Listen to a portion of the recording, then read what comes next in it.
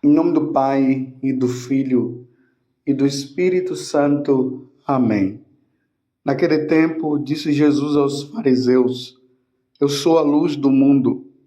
Quem me segue não andará nas trevas, mas terá a luz da vida. Então os fariseus disseram: O teu testemunho não vale, porque estás dando testemunho de ti mesmo. Jesus respondeu: Ainda que eu dê testemunho de mim mesmo, o meu testemunho é válido, porque sei de onde venho e para onde vou. Mas vós não sabeis de onde venho, nem para onde vou. Vós julgais segundo a carne. Eu não julgo ninguém. E se eu julgo, o meu julgamento é verdadeiro, porque não estou só, mas comigo está o Pai que me enviou. Na vossa lei está escrito que o testemunho de duas pessoas é verdadeiro. Ora, eu dou testemunho de mim mesmo e também o Pai que me enviou dá testemunho de mim. Perguntaram então: Onde está o teu Pai?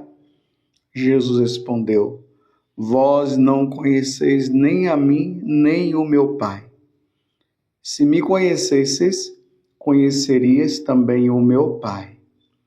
Jesus disse essas coisas enquanto estava ensinando no templo, perto da sala do tesouro.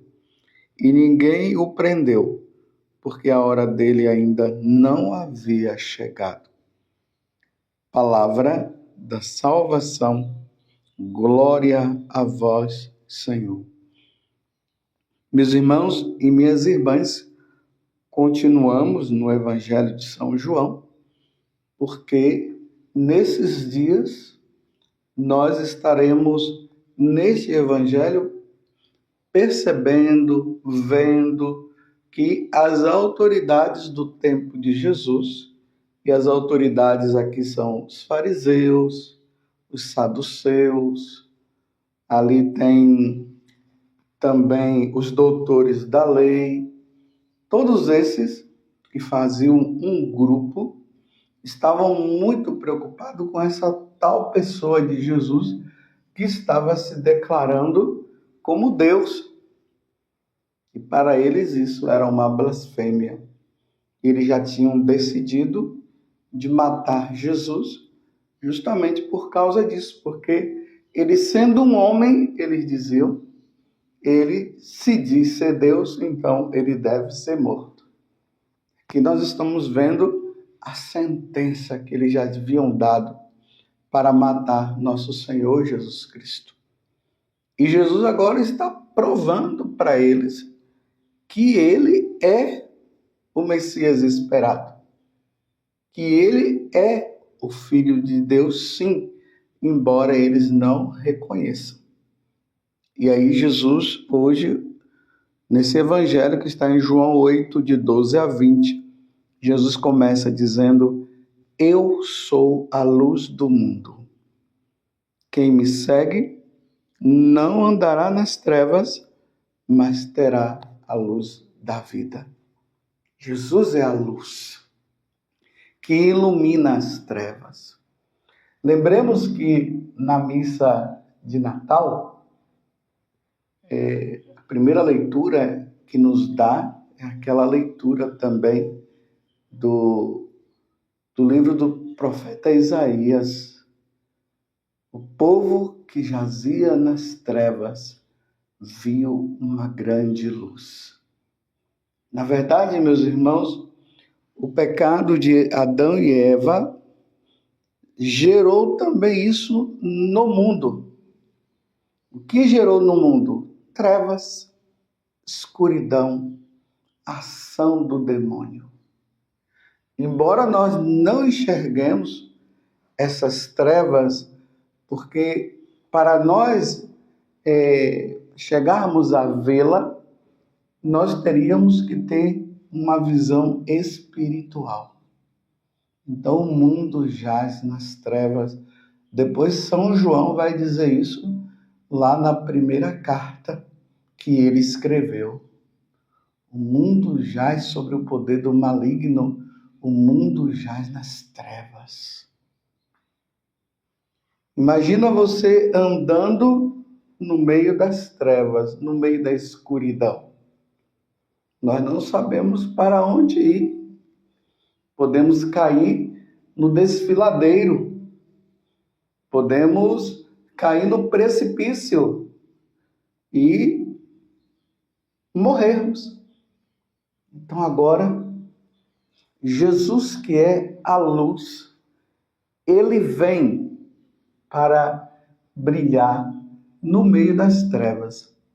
É importante notar que Jesus está no templo, como disse aqui no Evangelho, que esse fato aconteceu no templo.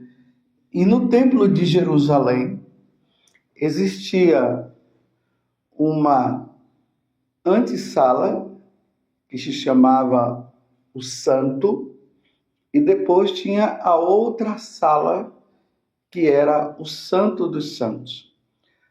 Na sala do Santo dos Santos estava a Arca da Aliança. Na sala ali do Santo estava a Menorá, que era aquele candelabro de 7 pontas. Tinha também os pães ali da proposição, que era colocado ali também.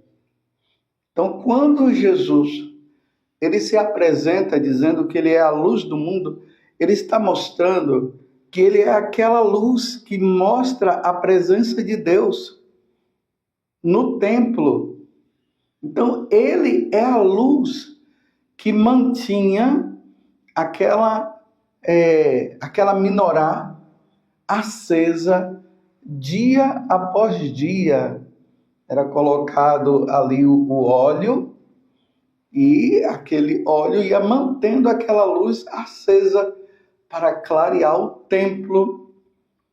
É bem semelhante àquela luz que é vermelha, que é colocada no lado do Santíssimo Sacramento, para mostrar que Jesus está presente. Então, Deus está presente ali.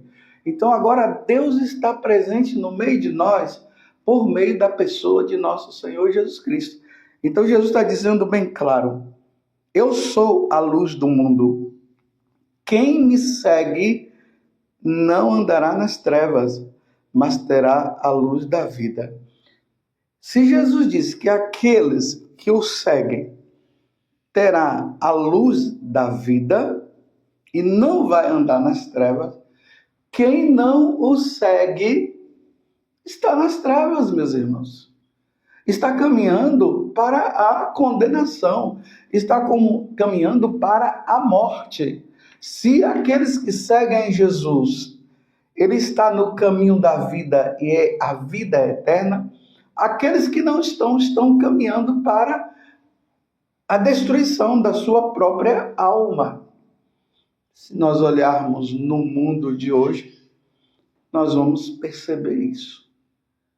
As pessoas não querem saber de Deus.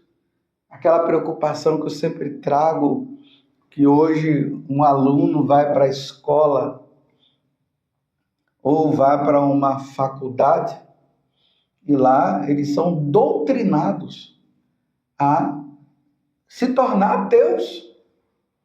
Lá se fala mal de Deus, se fala mal da igreja, se fala mal dos sacerdotes. A história da igreja é contada fora do contexto. Aí fala de Inquisição, que a igreja matou muita gente. Na verdade, quem matou foi a parte civil.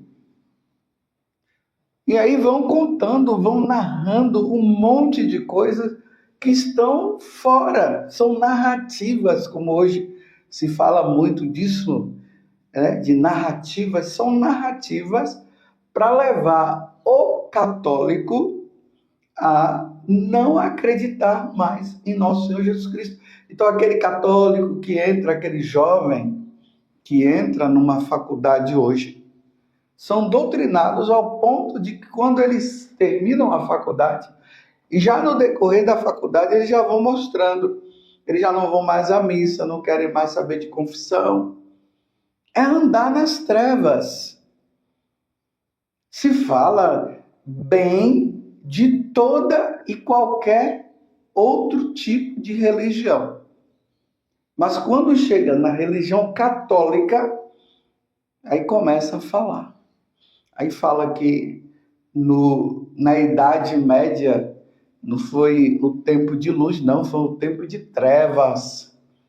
Por quê? Porque na visão ateia, essa ideia, nessa visão comunista, as pessoas colocavam Deus como centro. Então eles não tinham como caminhar. Então, porque Deus, uma vez que não existe, as pessoas eram bobas, alienadas. Foi um tempo de que a igreja perseguiu, fez isso e fez aquilo. Todas narrativas contadas fora do contexto. Eles vão falar dos iluminados, que aí quando entra ali no período do iluminismo, do humanismo, que o homem é colocado no centro e Deus é colocado de fora, ali diz que aí é o tempo da luz. Não, é o tempo das trevas. Por que é o tempo das trevas? Porque eles estão tirando Deus, que é o centro. Porque só Jesus, só Deus pode iluminar o caminho. Por isso que Jesus fala que ele é o caminho, a verdade e a vida. E nós recebemos toda essa influência. E eu preciso notar que tudo começa lá com a Revolução Francesa. A Revolução Francesa é o ponto aonde se começa a revolta contra a monarquia, a revolta contra o papado, contra a igreja. Aí as trevas começam a tomar conta. E para nós retornarmos, é preciso que nós nos voltemos para aquele que é a luz, que é Jesus. Porque ele é Deus, ele veio do céu. E aí Jesus, nessa discussão, ele começa a falar que ele mesmo dá o testemunho dele e eles começam a questionar. Não, você não pode dar seu testemunho, tem que ter outras pessoas para testemunhar. E Jesus já tinha dito que o testemunho já havia sido dado por João Batista, por Moisés, pela Sagrada Escritura e pelo Pai. O Pai que está no céu no momento em que ele foi batizado, este é o meu filho amado. Nele eu coloco todo o meu amor. Lembremos também lá na transfiguração, quando Jesus se transfigura em luz, aquela luz mostrando a sua glória naquele momento, que Pedro fica até zonzo. Vamos construir uma tenda, uma para mim, uma para o Senhor, uma para Moisés, uma para Elias e tudo mais. E aí se ouve uma voz do céu: esse é o meu filho bem amado, ouvi-o. E nessa discussão aqui eles não querem ouvir Jesus. E mesmo assim, Jesus mostrando que o Pai é que dá o testemunho dele, que o Pai o enviou, e eles não querem saber. A intenção deles é destruir Jesus. E essa, meus irmãos, é a intenção do mundo de hoje. Eles querem apagar o nome de Jesus do nosso meio. E como apagar o nome de Jesus do nosso meio?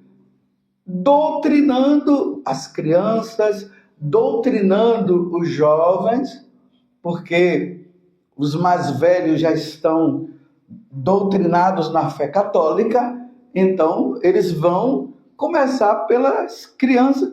E aqui é importante uma coisa: eles começaram pelos adultos, não deu certo, passaram para os jovens, não deu muito certo, aí passaram para as crianças.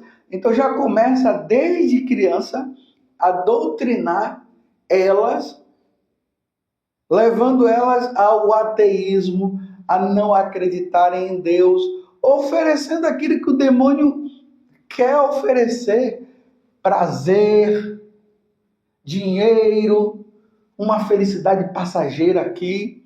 Tudo isso sem Jesus, exaltando as religiões pagãs, porque as religiões pagãs, por elas serem pagãs, elas não acreditam em nosso Senhor.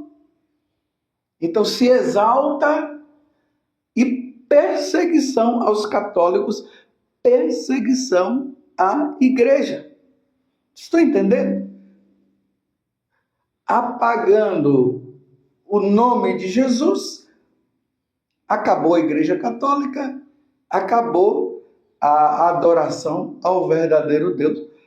Claro, meus irmãos, que isso não vai acontecer de forma plena, não. Mas muitos iludidos pelos falsos ensinamentos, por conversas fiadas de ilusão de místicas, de religiões falsas, de buscar não a Deus, mas uma energia,